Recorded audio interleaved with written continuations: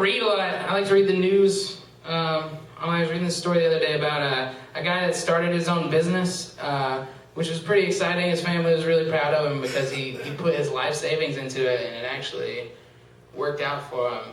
I wasn't really impressed because I was like, I spend my life savings all the time. I spent my life savings on a box of donuts last week. It was actually a good decision though, because I thought they were just chocolate-covered donuts, but they were chocolate-covered devil's food donuts. So that's a win column for my life savings. That's my business model, is buying donuts. Weird business model. I gotta find a companion in some way. I spend a lot of time alone. I started walking home from work. I walk alone, like my iPod. I don't have headphones anymore, so I just walk alone and think, and it's the worst thing that could possibly happen to you. But I try. My problem is like I can't talk to people very well, because in college, instead of like going out and talking to people and going to parties, I just hung out with my friends and I played Dungeons and Dragons. And so now I can tell you that Loth is the demon spider god of the Drow Dark Elves. But I can't really look at a pretty girl for more than 3 seconds without starting to cry. Good. I'm trying to do OkCupid, and I'm not good at it either. I didn't think I would be, but I'm terrible at it. I do I like when you look at people's pages and they have like superlatives for other people, that it's like, oh, well, she's more adventurous, or she's more outgoing. The other day I saw less loving.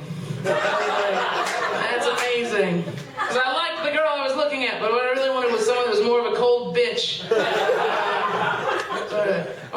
One day I hope to see, she was touched by her uncle when she was younger, so she'll totally put out. She's got issues. It's weird though, and I'm not good, like I can't control myself in the messages, because I think like I just have to make the fucking joke. I can't control myself in those situations. I was talking to this girl through the messages, and she asked me what was funny, because I put that I'm a comic on there, and I told her that all men from like age 2 until they die find farts funny forever. And then she was like, well, what do women find funny? And I just replied, racial slurs. And she never responded. It didn't work out for me. I guess it's not the most important thing in the world, though. I had a couple years ago, my grandpa died, and that was bad for me. He was like the guy that he would always tell me inappropriate things when I was a kid. Like when I was 9, he told me that his nickname when he was 9 was redhead like the dick on a dog. Which is the weirdest thing to tell a 9-year-old ever. Now I'm like 26, and every time I see a person with red hair, that's the first thing that I think is about dog dicks, and it's not good. He was awesome. He used to one goal was to scare the shit out of my brothers and me. What he'd do is take us on long walks through the woods, and then find like an old abandoned house, and then just make up a story about, like he used to tell us that this 10-foot tall, I'm from Alabama, and he told us that this 10-foot tall black lady, he said that's not the word that he used, lived in that house. And what she did was she would go around with a giant sack at night and take children from their rooms and then eat them. And then he would try to pay us money to go touch the door. He was going to do that. Never in a million years did I get close to touching that goddamn door. So I was afraid that lady, the black lady, that's not what he said, was gonna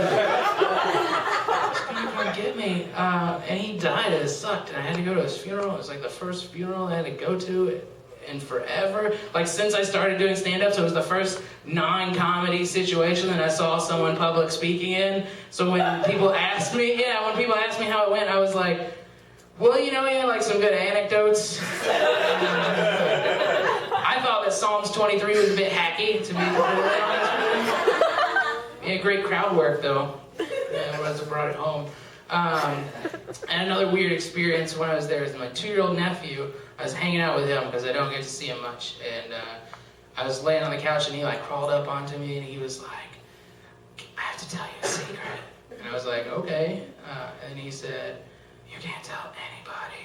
And I was like, all right, seems a little weird, but I don't know what kind of secret a 2-year-old could have that I can't tell anybody about it. But then he said, I love you so much. And if I could build a time machine and travel back to any point in time in my life, it'd be this moment, and I would just slap him in the face for what he said. Because this was the first time that I ever found something so adorable that like I started to tear up at it. And now I can't stop. Like everything is adorable to me. I watch cat videos online and I start to cry at them. And it's awful. Like if it's like a soldier coming back from war, I just fucking lose it. Like I'm done for the day. I can't do anything. I cry at Top Chef when they see their family. They didn't do anything. Cooking for like a week. They're doing their job for like a week and now they see their family. I'm fucking like tears are streaming. Like when was the last time you cried? Do you know any guys cried openly? Here's the last time I cried. Christmas Eve. I cried. I was with my friends at a barbecue restaurant in Times Square, and one of my friends said that I was acting needy, and I just started crying. I can't fucking control it, and I gotta murder that child that did this to me. Because he doesn't understand the repercussions of what he did. He doesn't know that he opened up this Pandora's box of emotions that I never felt before. It's awful. I really can't stand it. But I guess it's payback because I was never good at dealing with other people's emotions. Like, I had this roommate one time, I was at home reading, and I was in my room being quiet, and he came home, and I could just hear him just start, he was sobbing. And I knew that his girlfriend had broken up with him, but I didn't want to deal with it. So I just got up, and I was like, oh my God, he doesn't know that I'm here. I didn't realize that, so I just got up, and I went to the bathroom and shut the bathroom door, and then I went back to my room and shut my door really loudly, and then he just stopped crying.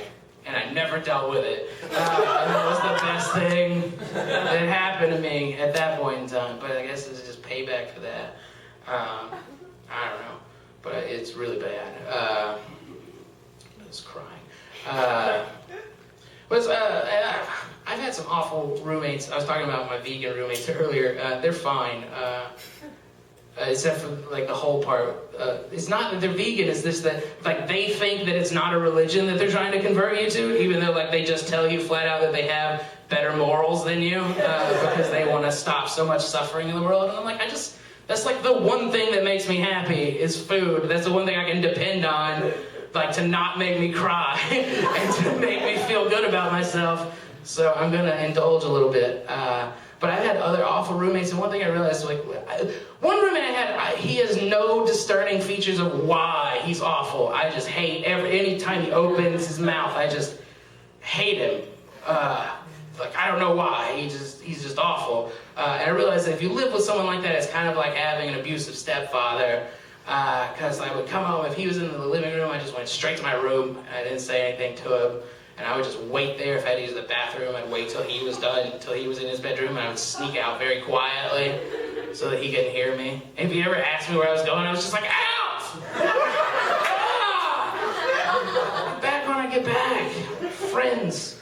I secretly built a homemade aircraft so I could fly away from him. Abusiveness. It was weird. I like to read a lot. I like to read a lot of books. My favorite book is probably The Road by Cormac McCarthy. It's about the two things I wished for most growing up, which was one, the apocalypse, and two, a father that cares about his son. Those two things I wanted most of all. I do like to read a lot. I think my major problem with people is that I read too much because I can't help but make like literary connections. Like when I see people, like I saw these two girls on the train, like these younger girls on the train the other day, and I was like, man, I could A Clockwork Orange those girls. Weird. I saw this other girl, and I was just like, man, I could Lolita her. I could see myself doing that. And I was hooking up with this girl one night, and I was like, man, I could of mice and men her right now, and no one would ever even know it. All right, guys, I'm Fish. Thank you very much.